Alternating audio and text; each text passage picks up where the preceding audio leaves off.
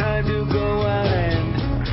to go out in the garden and do some watering and do some grass cutting and to transplant some stuff out of the greenhouse into the ground and weed a little bit, and that's what it's been a good day for here in Sebastopol, California. Taking time to breathe today, and boy, that's kind of the only thing kind of keeping me tethered, because it's been an amazing week, and I've really been looking forward to coming back to you guys tonight on the Lifeboat Hour here on PRN FM.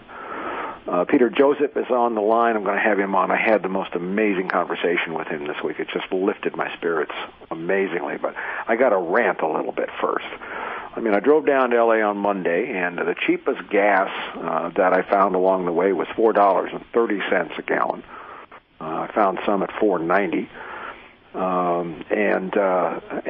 And I got down there, and of course I did Joe Rogan on Tuesday, and Joe is just an amazing guy, and boy, he's good for me because he lets you bring every part of yourself onto the show. You don't have to package up your intellectual side and leave the sense of humor at home, or leave the sexuality, or leave the off color, or leave the anger. Joe wants you to bring all of you to the show, and I do that. I had a great time with Joe Rogan, although his conversations, man, they change direction. They make a U-turn at 160 miles an hour. I got to wear a football helmet next time I go down there. But it was fun. It was a really good time seeing Joe again and hanging out. And I got to see a lot of other people in L.A., and I got to spend 3 good days down there. And but undeniably the best part of the trip, I think, was a great dinner I had with Peter Joseph and Shar Zeitgeist, who is like this amazing linchpin of the Zeitgeist movement, and my dear friend Alan Routboard. We all had a dinner, and that was the payoff for the trip for me. But and before I set all of this loose, let me just give you an update out there on what's happening in the world. Okay, now pay close attention. We've had major earthquakes over the weekend in Italy, Japan, and New Zealand. There's a volcano that's blown up in Guatemala, spewing hot lava. Greece is exiting the euro, soon to be in complete collapse. And for all you people who just didn't think it was happening until a country was fully dead, well, Greece may well be fully dead by next week or the week after. The government may just collapse completely with no cash, no nothing. And so there you'll have your first proof for those of you who thought Greece was still functional and that allowed you to live in denial. But, of course, bank runs are underway all over Europe as we speak. The EU is dead. 20,000 people marched in Frankfurt yesterday to protest economic corruption. It's 20,000. We had today and yesterday major violence in Chicago over NATO. There was a bombing at a high school in Italy, killed some high school students. Delhi, India is experiencing massive power outages. They're throwing Molotov cocktails in Montreal. And a massive Arctic melted tundra is releasing huge quantities of ancient methane into the atmosphere in columns that are a kilometer or more across 10-15. I mean, NATO is doing anything it can to try to get out of Afghanistan and to keep from breaking up at the same time. And I'm kind of voting that NATO's going to break up over this because Europe ain't got any more money.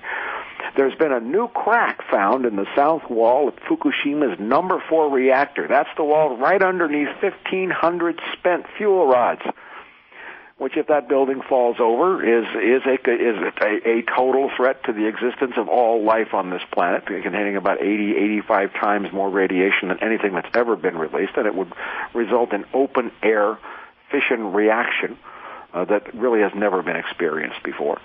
And the G8, minus Russia, is asserting now in today's stories that they have everything under control, and they are supremely confident that they can really get some solid growth going in Europe and save Greece and the EU.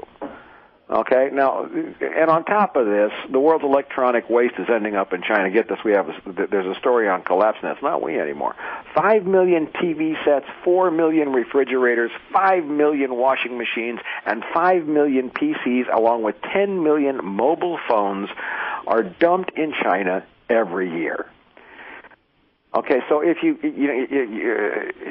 have the courage to face this stuff and you want to know, because now is the time when CollapseNet is just exactly what you need, because now is the time when you're going to get warnings about what's coming at you and how fast. And that's what CollapseNet is there for. And I have been very happily out of CollapseNet for a week, and Wes Miller and his team are just kicking ass. They're doing great. Wes has written a really good story that's up there on CollapseNet, and the World News Desk just continues to tell you the things you need to know, whether you want to know them or not. But at some point in time, you're going to realize that it might behoove you to pay attention to what's going on in the world.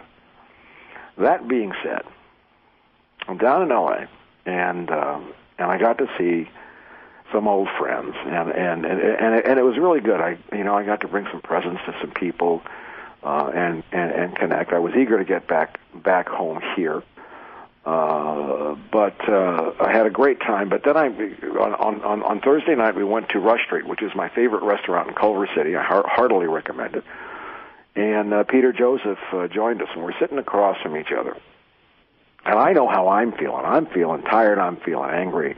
I'm feeling everything. And I just looked across at Peter Joseph, who's the founder of the Zeitgeist movement. He's a director. He's a musician. You all know who he is. But he's also just one of the most intellectually brave men I've ever known.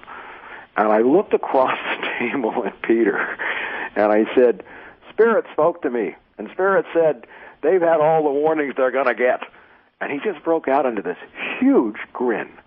It's like, yeah. And as I'm polling around here, trying to figure out the shape of this book that I'm going to write now, I had contact with Dmitry Orlov this week, who has also had like the same kind of epiphany. It's like we've all reached a breaking point at once. Dmitry's going to be writing another book, and it's very clear that there's been a major shift. So we're all kind of realigning. But what a relief it was to look at Peter Joseph and just see that big grin break out on his face, because I think we both felt the same sense of relief. Peter Joseph, welcome back to the Lifeboat Hour, man.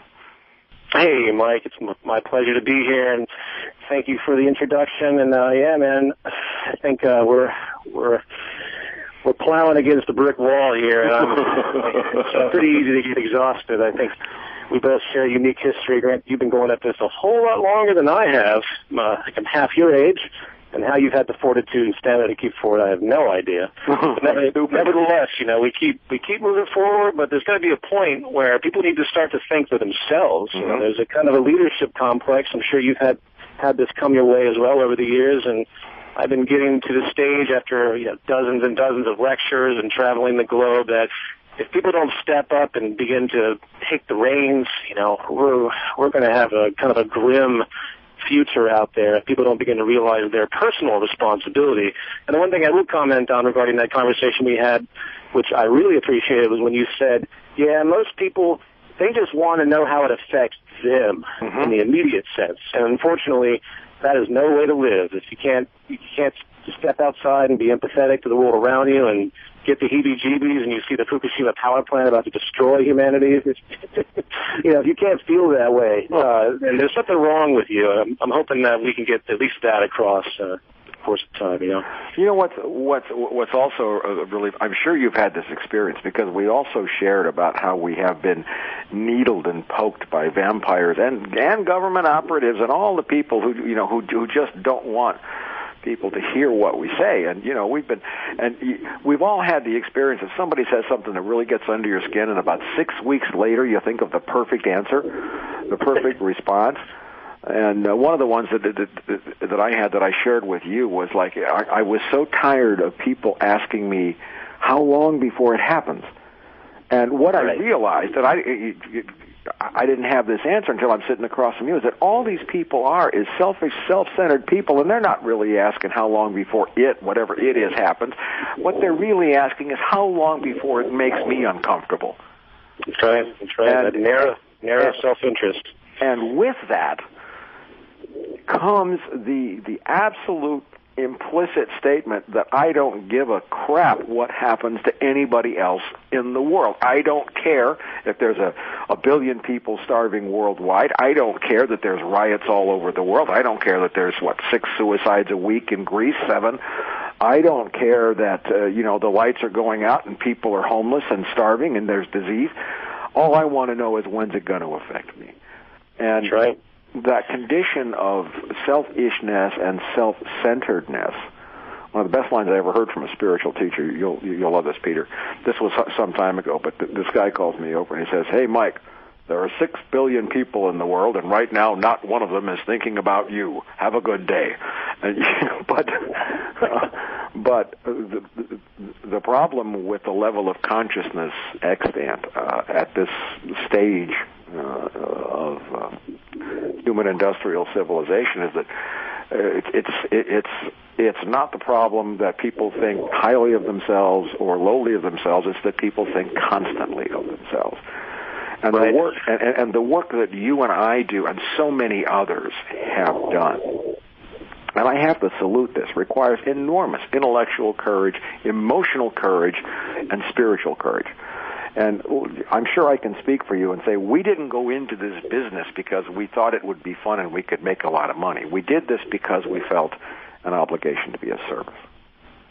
Well, the sense of your place in this life, what does it mean? It's really a symbiotic relationship, is it not? And that's something that's just long lost. You mentioned the word spiritual. That means connectedness, ultimately. It's like, what is our place? What are we doing here? What's the point of this? How do we properly engage the environment that basically created us?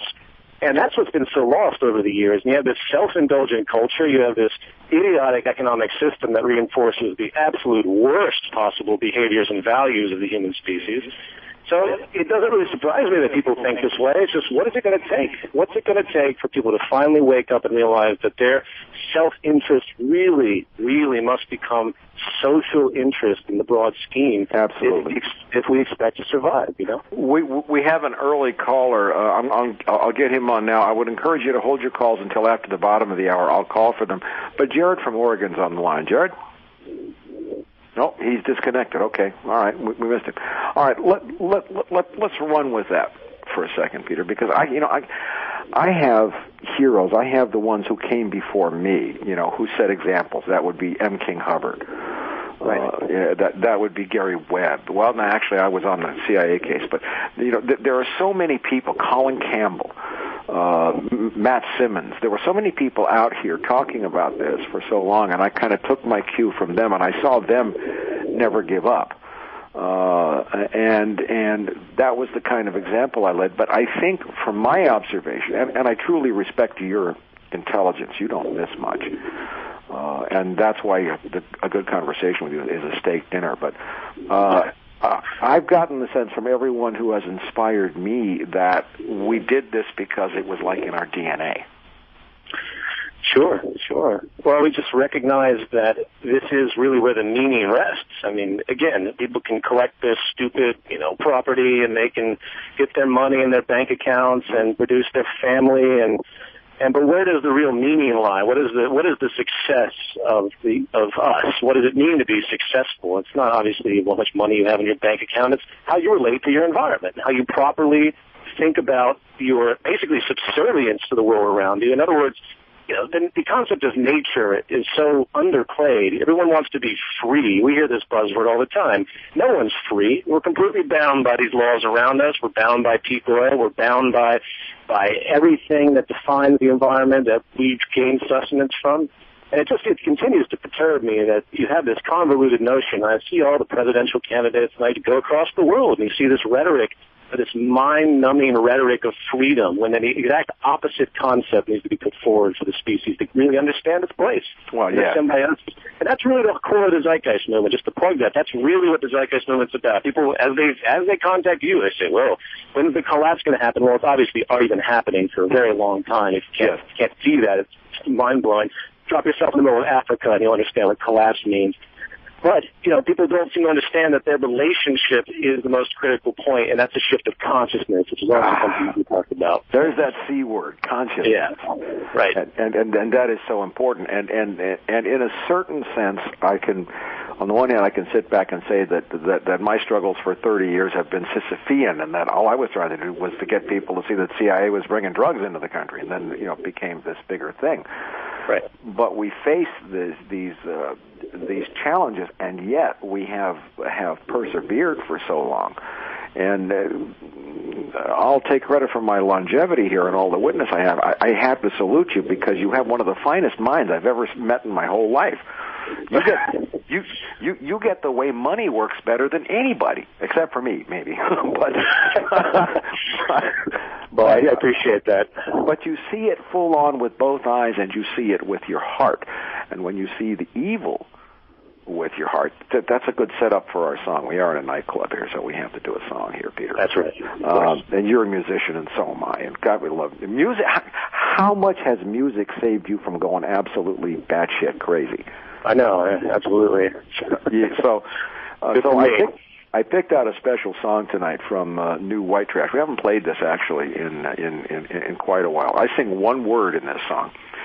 Work is the word, but this was after I'd gotten co-writing credits on a couple songs, and I'm really in a groove with the band. And we had Kristen Vigard, who was just an amazing singer, and she humbled me, because I had been like infusing the group with all my ideas, teaching them about what's going on in the world. And Doug Lewis had taken my ideas and penciled out some lyrics, but some ideas. But I sat in the studio as Kristen Vigard pulled this whole song off the top of her head in just 3 takes. Nice. The song is called Don't Dig Too Deep, and boy, does that apply to you and me, because we've been digging deep for a long time, and we've been taking it for it. And here's Kristen Vigard with a message for everybody, because only the brave want to do something like this. Kristen Vigard.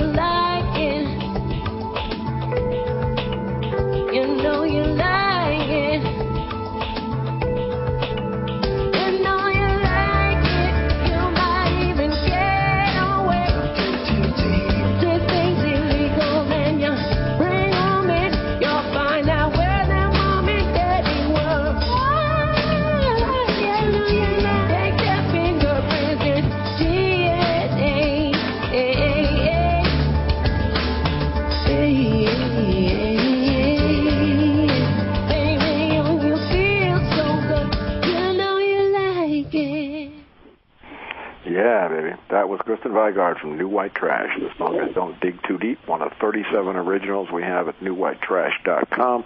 A lot of those songs have to do with what's going on in the world right now. Our guest is Peter Joseph. I don't know where it's coming from, but if you're hearing any heavy breathing on the air, it's not me.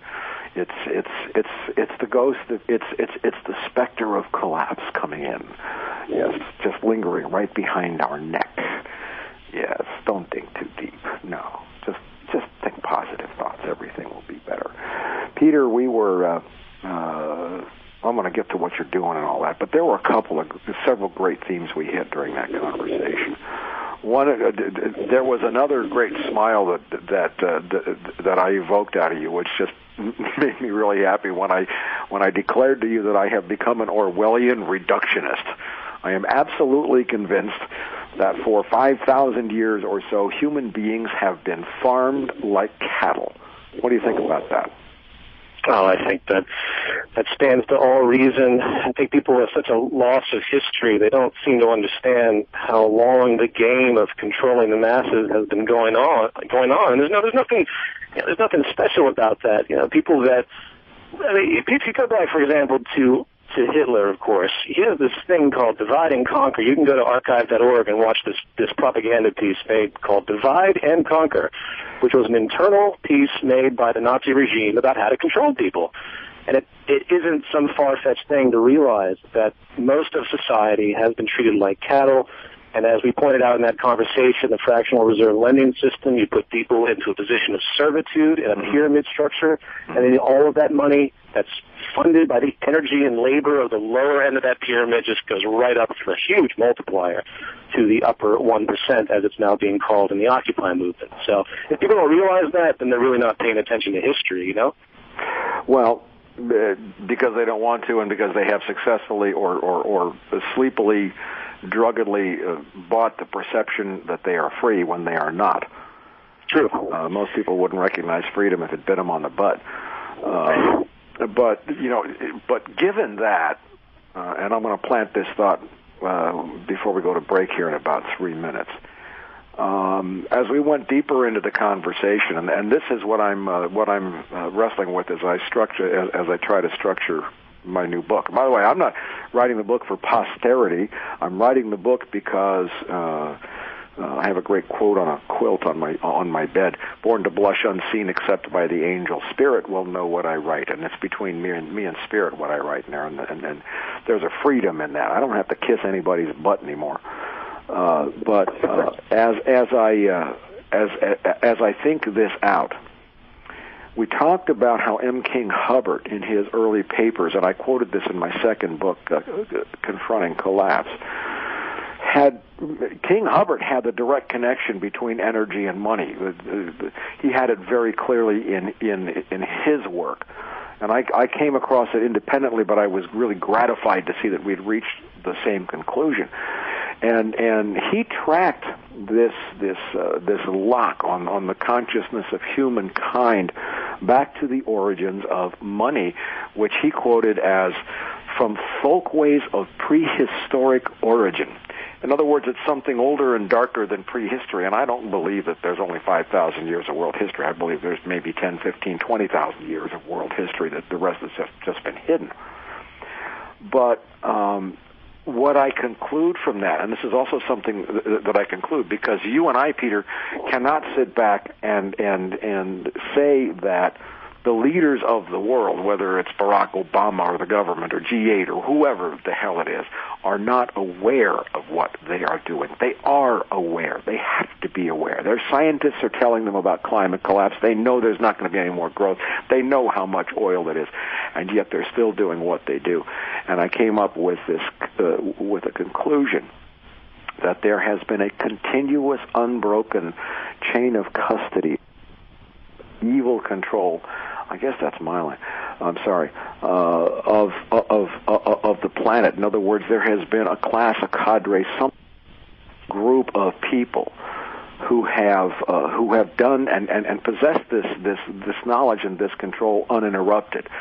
We're coming right up on break. Let me just plant that thought. You'll have the floor, Peter, when we come back. And if you'd like to ask Peter Joseph of the Zeitgeist Movement any questions tonight or me, you can call in after the break at 1-888-874-4888, or you can email us directly at the Lifeboat Hour at collapsenet.com. This is Mike Ruppert on the Lifeboat Hour at PRN FM. We are growing like maniacs, and that's because some people are kind of realizing they've been fed a lot of junk food. We'll be right back after this message.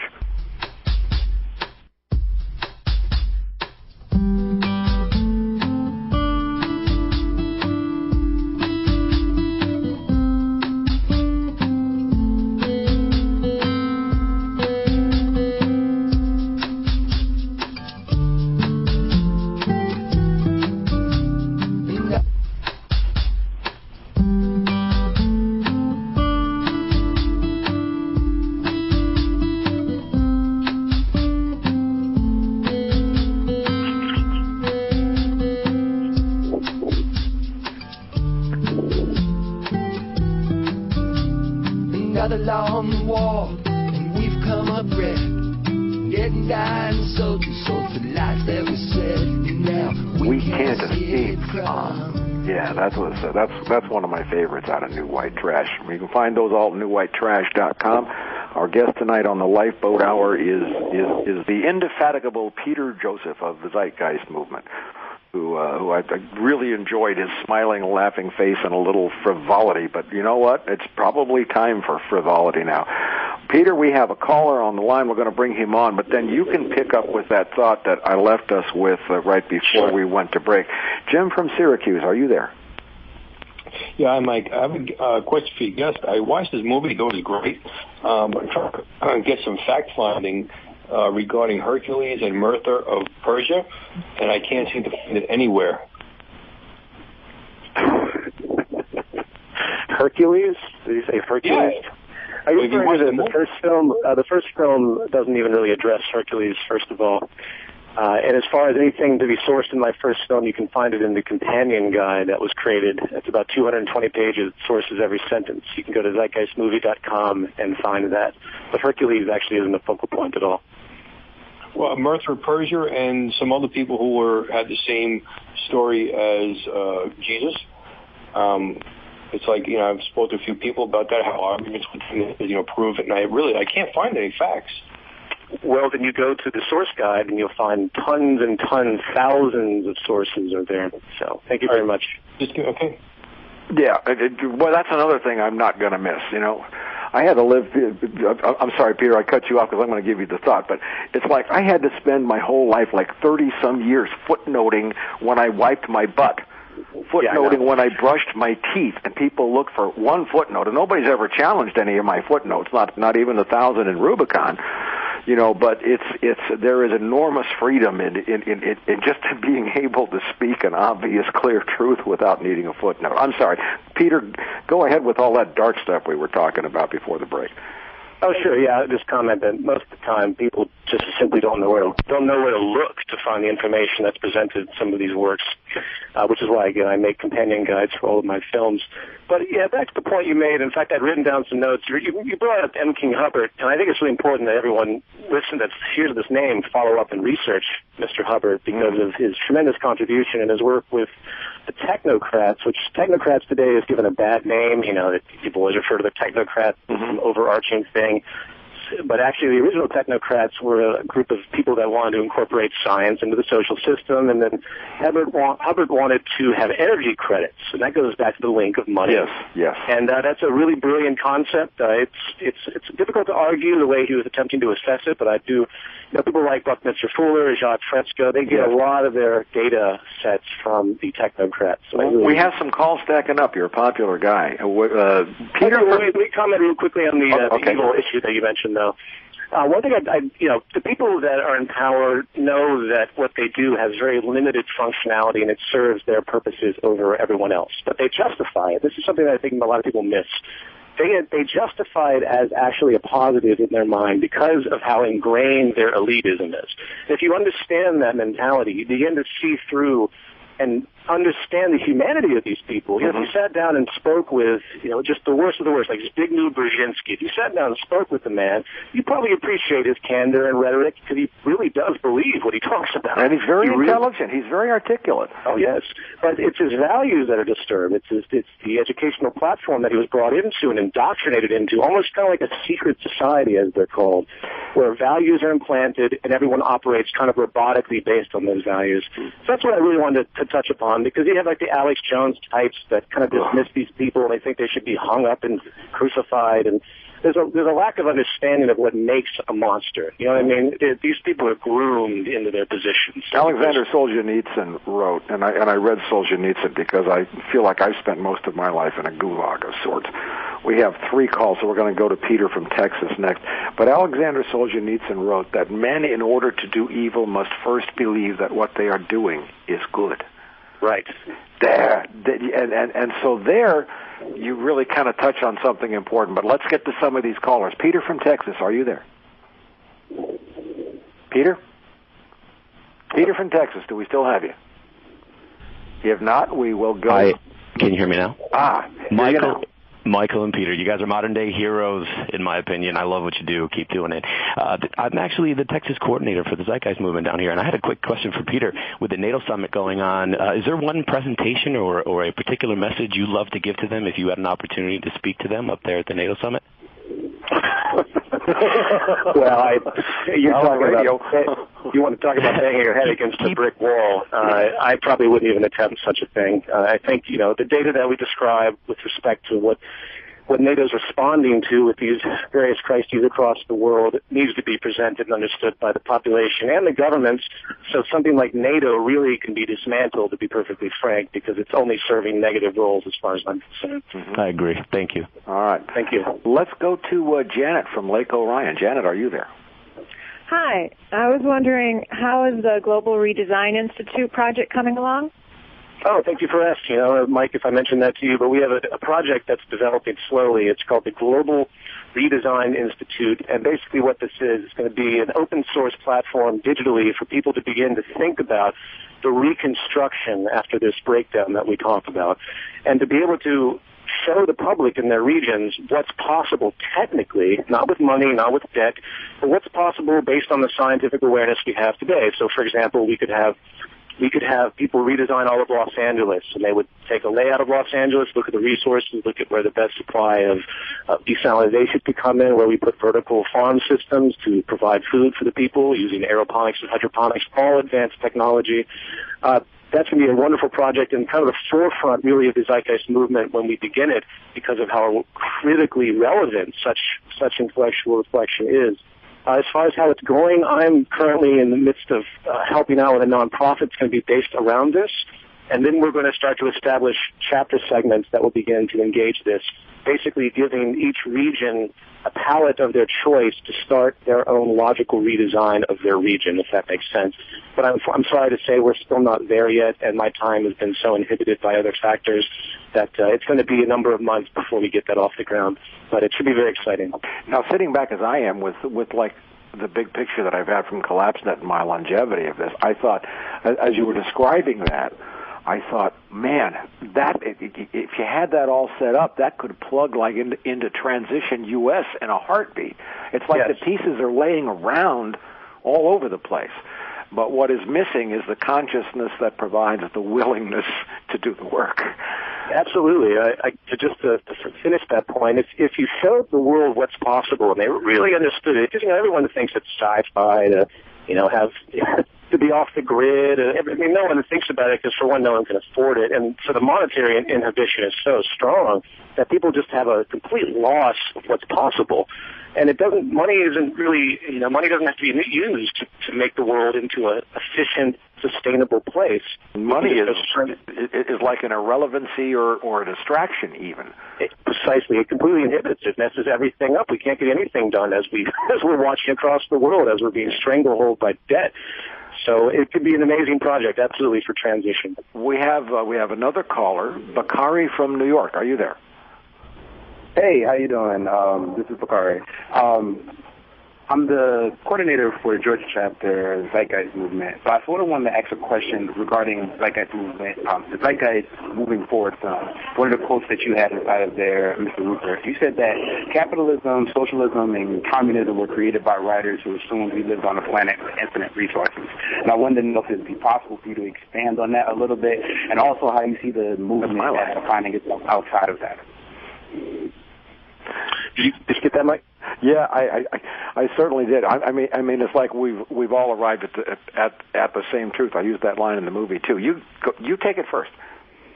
Well, the question I think was the line that you had regarding. Do you remember that line that you said where you described how socialism, communism, and capitalism were all based on the assumption of infinite resources? Which is a great point. They're all outdated, outgrown, irrelevant, anachronisms. Right. I mean, it's unique to me that people in positions of supposed control are not referencing anything physical. I mean, that's when you deal in the fantasy of money, everything becomes a metaphysic. It's like the stock market. The stock market shouldn't exist at all, but yet it still has this weird power on the movement of human society and investment and all of that strange fantasy. And if there's any point to drill into anybody, it's that we live in a physical world, and money is a complete detachment. It's decoupled. It's denatured. It's denaturing us. As Charles Eisenstein wrote that so brilliantly in Sacred Economics about how money is an unnatural god. It is separated from physical reality, but yet when the markets fail or debt overtakes or a banking collapse, all because of criminal behavior, it feels as if God is abandoning the world. And there is a perverse spiritual quality to money and infinite growth. Absolutely. And again, back to the consciousness, the values are so polluted out there. It's like people don't know what to think anymore. They're so lost in the world of the monetary fantasy. It's really frustrating. We've come so far from the simple Native American ideas, where you don't pee in the stream that you drink from. I mean, we can't even get that right, Yeah. We can't even get that right. That's sacred, yes. Yes. Yeah. But, that comes back to another point that is really becoming paramount. It's like I never pick anything easy to write. Let me put it this way. The universe never picks anything easy for me to write about. But there is a true and distinct quality of evil to all this, which is a self-aware evil that can be described really in no other way, because there is full awareness on the part of the people running this world, or who think they run this world. I call them the powers that were now, of what they're doing, and yet there is some reason, there is something that makes them hold on beyond any sense for the rational continuation of what they're doing. I almost threw up today when I was reading 4 headline stories about how Barack Obama and the G8 are confident they can bring growth back to Europe. I mean, it just is. It's incredible, isn't it? It's throwing oil on a gasoline fire. They have no idea, and as you point out, though, they have to know. They have to know, but this is the illusion that's been set up. So they advertise this reality for the public to keep them docile for as long as they can. And I have no idea what they're going to do. I mean, where do you think these people are going to go? I know that we have a lot of wealthy people building islands remotely, in the middle of the Atlantic. Mm-hmm. We have a huge criminal meltdown of these banks and government institutions, not as much government, but government related, working with their confluence to get as much money, and everyone's scrounging for as much as possible right now. And I just wonder, at what point are they going to realize the futility of their actions, I hope they're conscious and alive, and I hope we get to see it when they do. Right. That's the other thing on my path, because anyone who is as meticulous as you are, as King Hubbard was, as Colin Campbell was, as Richard Heinberg, all of us are faced with a challenge in our writing as journalists, because I know the deep sense of integrity that you feel with your work, as do I, in our obligation to, as professionally as possible, filter out ego-centered observations or motives for interpretation. That's what requires enormous intellectual courage, I think, because it also requires very deep personal self-examination on the part of the writer or the presenter, and you must anguish over every word that you put out as much as I have through 2 books in the movie and everything else. Absolutely, I can completely understand that. The tricky thing with the culture that we both and all of us have been born into is, where do you put your emphasis? Do you put your emphasis on your own narrow self-interest, or do you try as hard as you can to expand that, remove the ego, and to really begin to appreciate the symbiotic relationship you have to nature, which to me, again, is the definition of spirituality. And that is what comes to me, the worst thing to me about the system is that it reinforces the former. It's constantly pushing the narrow self-interest. It's constantly pushing the ego identification. It's constantly reinforcing the worst thing. And the most benign argument is they say, oh, well, that's just human nature.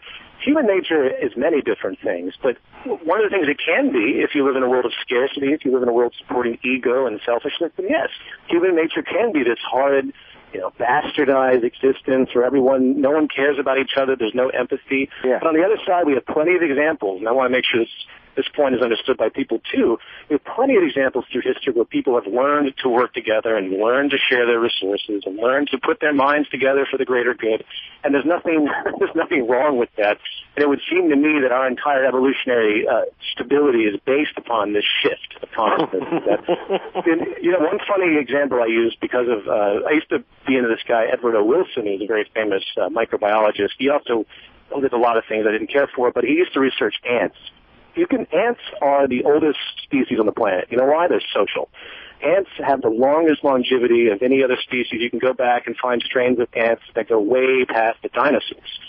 That's how efficient they were. Why? Because they have no self-interest. So keep that in mind out there. And termites build structures that are by scale like 20 times larger than the tallest building humans have ever built. Right. So there is like what I'm also extremely offended by, and I've had just enough of in my life, is being forced to carve myself up into little pieces whenever I am either going to speak or write or do the radio show. Put your sense of humor aside, put your passion aside, just be do this or that.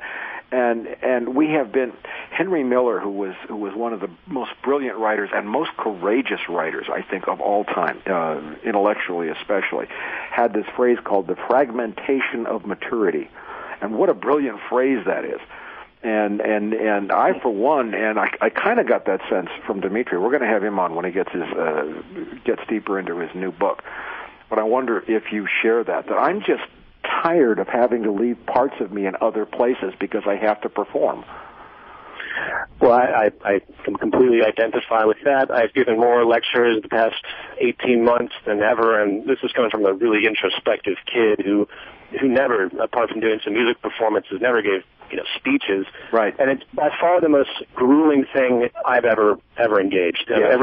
There's so much heart and suffering that goes into the development of such a personal execution for a talk like that. Like that one lecture I did recently in Israel, that thing took me forever. I was going to go there. That was you were, I almost said, "Oh my God, you fool!" But you went and you did something that I thought was just. Tell us about Israel. Well, unfortunately I didn't have a chance to really be kind of a tourist there, but I did get to talk to all the people that were related to Zeitgeist and get a sense of the area. As far as the talk itself and the community, I was really happy to see both, Israelis and Palestinians represented in the audience. I got to talk to many, many different people. In fact, when I travel anywhere, all I do is talk. My mouth opens and suddenly I'm just a conversation piece for the next 4 days. But the entire impression of Israel is really a great. It's one of the most backwards places, and it's an amalgam of almost everything that's kind of wrong with the value systems that are happening across the world. Now, you can go a little bit farther to say Saudi Arabia and get really, really despotic with the sense of isolation, value isolation. But it was unique to see how smart these people were and how enclosed and imprisoned they really were by the institution that they were born into. It's really sad, frankly. I've never been to Israel, but that's the deep sense I've gotten from talking to Israelis and having corresponded with some, and of course read many news stories about the situation there. But there's many places. What I see happening globally in every nation in the world is that everyone is being trapped by all of their bad assumptions now. Right. Which leads me to, and we've got about 8 minutes left, and maybe we can go here a little bit before the end of the show. Which brings me to something else that I'm weaving into my book. I spent 21 years in 12-step recovery, which is going to be a whole separate enchilada to cover when I write the book. But the premise of that is that the first step before a major change in consciousness can take place, before spiritual power, which I liken to electricity, it's generic. It has nothing to do with religion. Spiritual power exists, and it has been proven. But the first step is complete deflation. It is a state of complete hopelessness when people have run out of answers, that they become beaten, if you will, into a state of reasonableness. And that right now, as far as I'm concerned, as I look at the world objectively, Peter, is about the only thing that can save us right now, is some kind of miraculous change in consciousness and the intervention or the presence of forces unseen or unknown. Right. Well, as we talked about before, it's one of two things, or in combination. It's either that we have this ongoing collapse, and finally people are so inconvenienced and disillusioned with the political system that they begin to demand something new, which seems logical enough as biosocial pressures, as they're called. But then simultaneously, you really hope we don't have to go that far. You really hope that people can wake up fast enough and begin to rattle the cage a bit and stop what is really this annihilation, this slow-motion annihilation. Mm-hmm. We have an exponential increasing. What's it going to take? We have well over 1 billion people starving to death. One person dies every 5 seconds. And what's happened when we had 2 billion people starving? Are people going to still be as complacent? What happens when we have 3 billion people starving? Because it's inevitable. There's no way that the system can correct itself within the current model. And how much suffering and misery and homeless people and foreclosures and people's suicides can we possibly take as a culture with this sick structural violence before we will step up and get some empathy and want to do something different? Not to mention the positives. There's such great possibility for us, the abundance we could create, the balance, the just ingenuity, the real freedom we could generate. It's amazing to see the possibility, and frankly, that's more frustrating for me. I know me, along with many other Zeitgeisters, we're more frustrated by what's possible than what we're enduring now, because it's so unnecessary what's happening across the world. Yes. It's saddening. Looking at it from the standpoint of 12-step and recovery, whether you're dealing with an alcoholic, an addict, a gambler, any of the addictive type behaviors, food, anything else, what has become common in the 50, 60, 1933, it's a long time, 80 years since 12-step came along, was the concept of intervention, which therapists liken to raising the bottom, and that's really what the idea is. You try to raise the bottom so that people reach an awareness of the hopelessness of their condition before they die or before families are totally destroyed. And in a sense, what the people like you and I and Colin Campbell and Rich Heinberg and Jim Kunstler, all of us have been doing is trying to do an intervention on a society, a human consciousness that doesn't want to admit that it has a problem. Yeah, that's a great point. That's a great way to phrase it. A global intervention, a cultural intervention, absolutely. But there comes a point, and I had this experience on many occasions, where you realize that you have to cut your losses. And this is kind of the point where I kind of felt that you were at and I was at, and I feel Dimitri's at. I think we've all crossed that Rubicon, pardon the pun, in the last few weeks with world events. It's like, what's the point now in expending any effort? And now is the point too. When I don't know if it's as hard for you. It's hard for me to a certain extent. On the other hand, it's relieving. It's hard for me though to realize and accept that what I put my whole life into 35 years into didn't work, at least in the sense that we achieved a total change in consciousness. We've all planted a lot of seeds, but I think that the effect of what we do. I've given this speech quite a bit to people. We never know where those seeds will take root. Whether they take root tomorrow or whether they take root 5 years from now, none of us can predict that.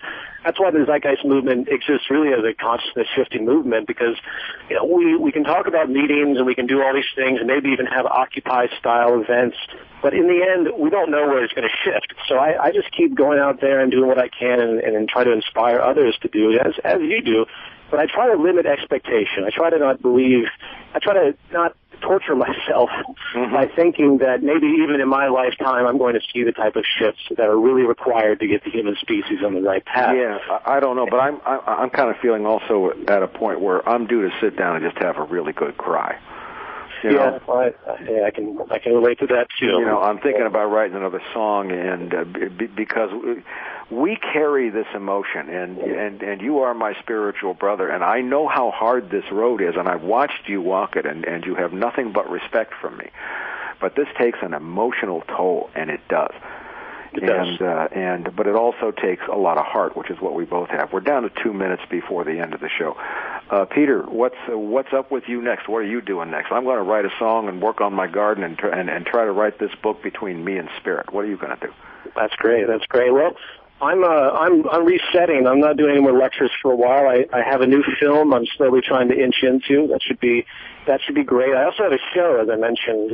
It's going to be kind of a web series initially. I'm going to try and get some larger interest through time. But once a month, I'm going to do this show called Culture in Decline. I refer to it as Carl Sagan meets George Carlin. And it should be fun. So I'm going to I'm basically going to take your advice really to make fun of this, because if we can't make fun, we can't enjoy this slow grind on some twisted level, then we're just gonna lose ourselves. Yep. We have to keep positive, and we have to realize that we make the best of it. Well, I don't feel so alone now that I see how fully you're here and how much we see the same thing. You have no idea how important it is to meet somebody who you respect, who shares a viewpoint with you. It kind of makes you feel safe and that you're not crazy. But maybe we're both crazy, Peter. Well, I definitely appreciate that, and I certainly identify with you on that level, too. And I encourage everyone out there that's banging their head against the system to take a deep breath and have some humor and to be a little existential every now and again. It doesn't hurt to detach from this. Look at it as a big comedic TV show, a little tragedy show, a little Shakespearean tragedy. And from there, you can find some resolve and then keep pushing forward. So I have lots of projects coming up. The Zeitgeist Media Festival is another one. I'll plug that real fast. All right, we're out of time. Peter Joseph, thank you so much for coming back on the Lifeboat Hour. You're going to be back again. We'll just have a group therapy session together, and we can have a meeting and see who wants to join in. God bless you, my friend. This is Mike Ruppert from the Lifeboat Hour on PRN FM. We will be back with you next week, and it's going to get spicier from here on out. Love you, Peter. Take care. Thanks, Mike. I really appreciate it. You too.